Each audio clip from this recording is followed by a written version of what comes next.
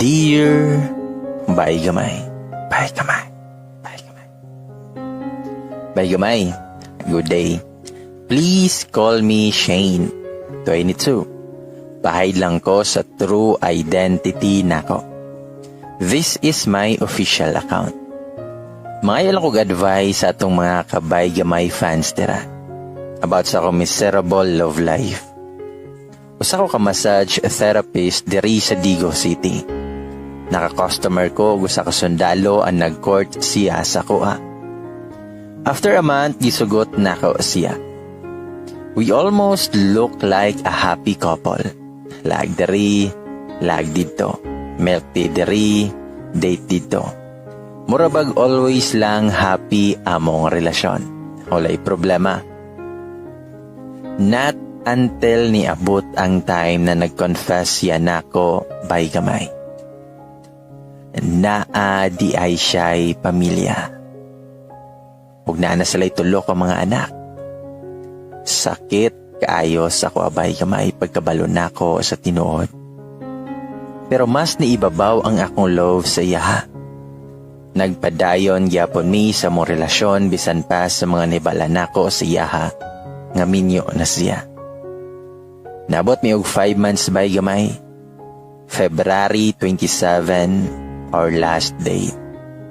Last banding, last hug, last kiss. Idala ko niya sa Osaka Falls. We enjoy the rest of that day.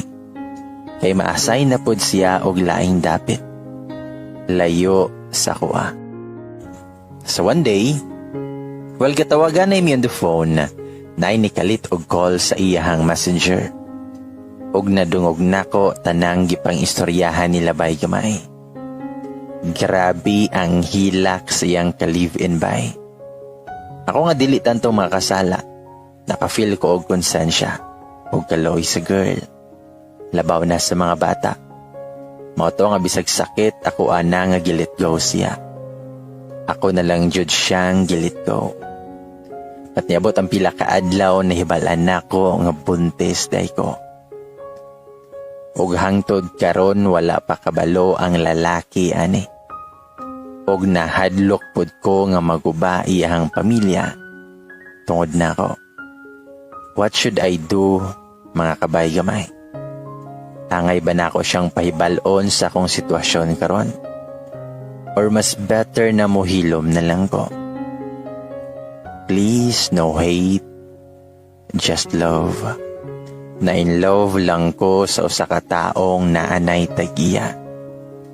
Dili na ko gusto mahimong what we call in the Philippines nga kabet. Kay never jud nako nagipangandoy nga maging kabet. Salamat sa mga mutambag ug maayo ug sa mutambag ug dili maayo. Salamat. Bye gamay.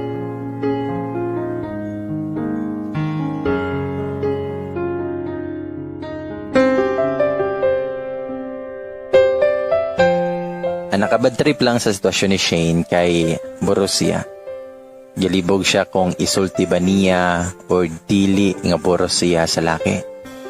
Kay lagi daw, dili siya gusto nga makaguba og pamilya.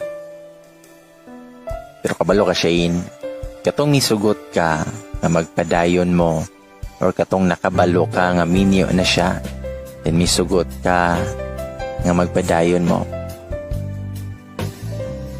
Moto'y sinugdanan sa pagguba nimo silahang pamilya.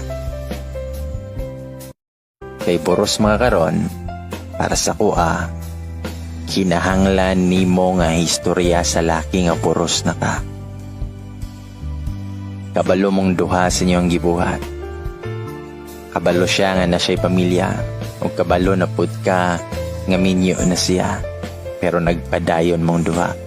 Misugot ka nga mahimong kabit niya. Sulti siya nga nagundili.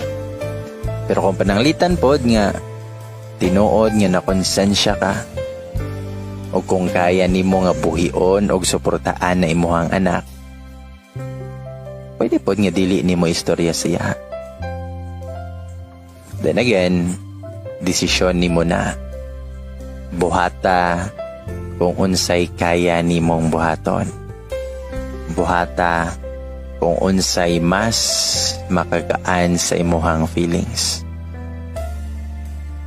Basta, padayon jud. Padayon lang jud.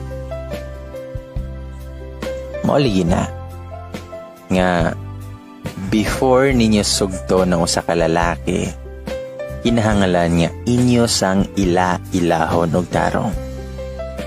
Kinahanglan ninyo og taas-taas nga oras para mas maila jud ang tao nga nanguyab sa inyo, ha.